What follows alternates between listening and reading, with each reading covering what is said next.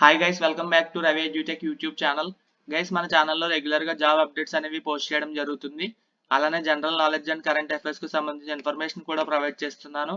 Channel లింక్ను పైన ఐకార్డ్స్లో ఇస్తాను. ఛానల్ని చెక్ చేసి సబ్స్క్రైబ్ చేసుకోండి. అలానే పక్కనే ఉన్న బెల్ ఐకాన్ని యాక్టివేట్ చేసుకోవడం మర్చిపోవద్దు. సో దట్ నేను వీడియో అప్లోడ్ చేసిన వెంటనే మీకు నోటిఫికేషన్ అనేది వస్తుంది. గైస్, సెంట్రల్ గవర్నమెంట్ నుండి ఒక అద్భుతమైన జాబ్ ఆపర్చునిటీ అనేది రావడం జరిగింది. కేవలం ఇంటర్మీడియట్ పాస్ అయితే సరిపోతుంది జాబ్కి అప్లై చేసుకోవడానికి. స్టార్టింగ్ శాలరీ కూడా 56,100 నుండి మీ శాలరీ అనేది స్టార్ట్ అవుతుంది. 394 జాబ్ వేకెన్సీస్ అనేవి కల్పించడం జరిగిందండి. కాబట్టి ఈ జాబ్ని ప్రతి ఒక్కరు అప్లై చేసుకోవడానికి ట్రై చేయండి. ఈ వీడియో మీరు పూర్తిగా చూసినట్లయితే ఈ జాబ్ గురించి ప్రతి డీటెయిల్ నేను మీకు తెలియజేస్తాను. కాబట్టి వీడియోని ఎక్కడ స్కిప్ చేయకుండా ఎండ్ వరకు చూడండి. మీకు నచ్చినట్లయితే లైక్ చేసి మీ ఫ్రెండ్స్ అందరికీ షేర్ చేయండి. అలానే మన ఛానల్ సబ్స్క్రైబ్ చేసుకోండి. జాబ్ డీటెయిల్స్ చెక్ చేసినట్లయితే యూనియన్ పబ్లిక్ సర్వీస్ కమిషన్ నుండి ఎగ్జామినేషన్ నోటీస్ అనేది ఇష్యూ చేయడం జరిగింది. December 10th, 2025 ఈ జాబ్ నోటిఫికేషన్ అనేది రిలీజ్ అయిందండి. జాబ్కి అప్లై చేసుకోవడానికి లాస్ట్ డేట్ వచ్చేసి December 30th, 2025 వరకు మనకి టైం అనేది కల్పించడం జరిగింది. ఆన్లైన్ విధానంలోనే అప్లై చేసుకోవాల్సి ఉంటుంది. ఈ ఆన్లైన్ అప్లికేషన్ లింక్ కూడా నేను డిస్క్రిప్షన్లో ఇస్తాను. అలానే పిన్నెడ్ కామెంట్లో కూడా ఇస్తాను. మీరు చెక్ చేసి డైరెక్ట్గా అప్లై చేసుకోవచ్చండి. అప్లికేషన్కి లాస్ట్ డేట్ వచ్చేసి December 30th, 2025 ఈవినింగ్ 6 PM లోపు మీరు అప్లై చేసుకోవాల్సి ఉంటుంది.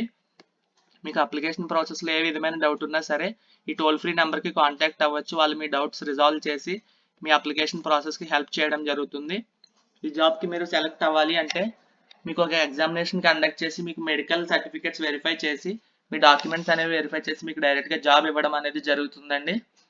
ఈ ఎగ్జామినేషన్ అనేది 12th April 2026 జరిగే అవకాశం ఉంది. మీకు జాబ్ పోస్టింగ్ అనేది January 1st, 2027 నుంచి అయితే స్టార్ట్ అవుతుంది. ఈ ఎగ్జామ్లో మీరు క్వాలిఫై అయినట్లయితే మీకు మెరిట్ లిస్ట్ ప్రిపేర్ చేసి మీ మెడికల్ డాక్యుమెంట్స్ అనేవి వెరిఫై చేసి మీ క్వాలిఫికేషన్ డాక్యుమెంట్స్ వెరిఫై చేసి మీకు డైరెక్ట్గా జాబ్ అనేది ఇస్తారు. మరి ఏ ఇతర ఇంటర్వ్యూ కానీ ఏమి కండక్ట్ చేయరు. జాబ్ వేకెన్సీ డీటెయిల్స్ చూసుకున్నట్లయితే నేషనల్ డిఫెన్స్ అకాడమీ నుండి అలానే నేవల్ అకాడమీ నుండి టోటల్గా 394 జాబ్ వేకెన్సీస్తో నోటిఫికేషన్ అనేది రిలీజ్ చేశారు.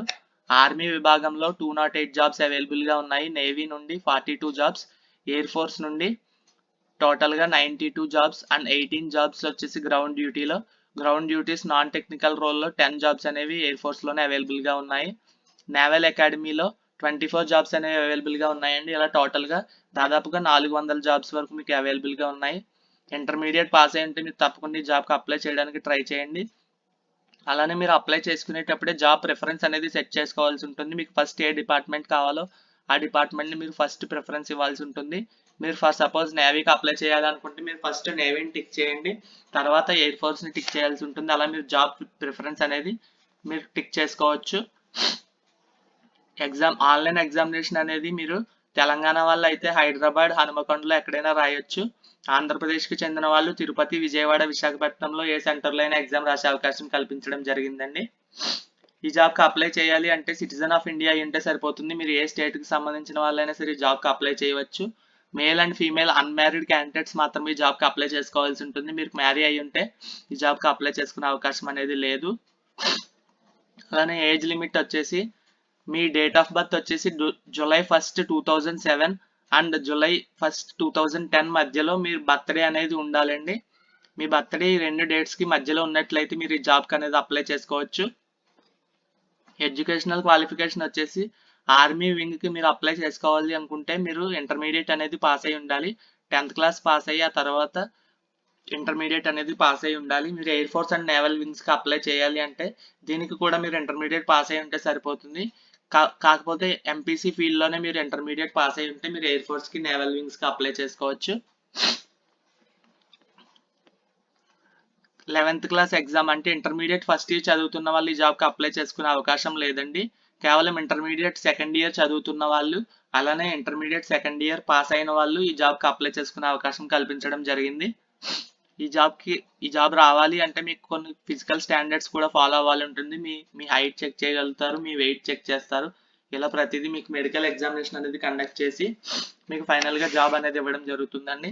జాబ్కి అప్లై చేయడానికి అప్లికేషన్ ఫీజు కూడా కేవలం 100 రూపీస్ మాత్రమే. అది కూడా మీరు SC, ST క్యాండిడేట్స్ లేదా ఫీమేల్ క్యాండిడేట్స్ అయి ఉంటే మీరు ఈ జాబ్కి ఫ్రీగానే అప్లై చేయవచ్చు. రిమైనింగ్ క్యాండిడేట్స్ అందరికీ 100 రూపీస్ అప్లికేషన్ ఫీజు మాత్రమే పెట్టడం జరిగింది. ఇంటర్మీడియట్ పాస్ అయిన ప్రతి ఒక్కరు ఈ జాబ్కి అప్లై చేయడానికి ట్రై చేయండి. 400 వరకు జాబ్ వేకెన్సీస్ అనేవి అవైలబుల్గా ఉన్నాయి. ఆర్మీ, నేవీ, ఎయిర్ ఫోర్స్ 3 డిపార్ట్మెంట్స్లో మనకు జాబ్స్ అనేవి అవైలబుల్గా ఉన్నాయి కాబట్టి తప్పకుండా అప్లై చేయడానికి ట్రై చేయండి. మీరు ఆన్లైన్ విధానంలోనే అప్లై చేసుకోవాల్సి ఉంటుంది.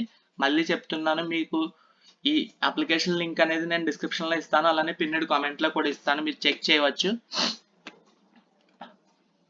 అలానే మీరు జాబ్ ఎగ్జామ్లో సెలెక్ట్ అయ్యాక మీకు ఎస్ఎస్బి ఇంటర్వ్యూ అనేది కండక్ట్ చేయడం జరుగుతుంది.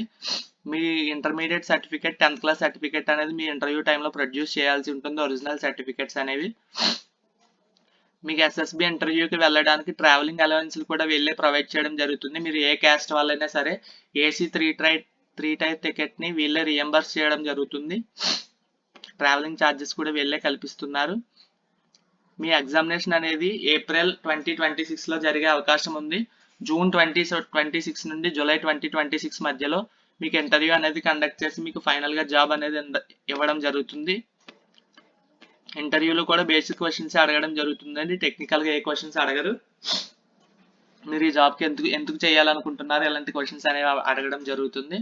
స్కీమ్ ఆఫ్ ఎగ్జామినేషన్ చూసుకున్నట్లయితే మీకు కంప్యూటర్ బేస్డ్ ఎగ్జామినేషన్లో మ్యాథమెటిక్స్ జనరల్ ఎబిలిటీ టెస్ట్ అనేది మీకు 2 విభాగాల్లో కండక్ట్ చేయడం జరుగుతుంది.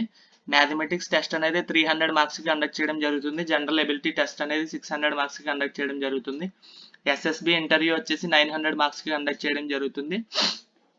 ఈ టెస్ట్లో మీరు క్వాలిఫై అయినట్లయితే మీకు ఫర్దర్గా మెరిట్ లిస్ట్ ప్రిపేర్ చేసి జాబ్ అనేది ఇవ్వడం జరుగుతుంది.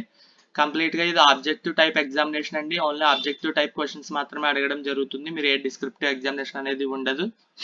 మీకు ఎగ్జామినేషన్లో ఏ క్వశ్చన్స్ అడుగుతారో కూడా ఇక్కడ సిలబస్ అనేది మెన్షన్ చేయడం జరిగింది. మ్యాథమెటిక్స్లో ఆల్జీబ్రా, మ్యాట్రిసెస్, ట్రిగ్నోమెట్రీ ఇలా వివిధ రకాల సబ్జెక్ట్ మీద మిమ్మల్ని టెస్ట్ చేయడం జరుగుతుంది. క్లియర్గా సిలబస్ అనేది ఇక్కడ మెన్షన్ చేశారు. ఈ నోటిఫికేషన్ పీడిఎఫ్ లింక్ నేను పిన్నెడ్ కామెంట్స్లో ఇస్తాను, అలానే డిస్క్రిప్షన్లో కూడా ఇస్తాను.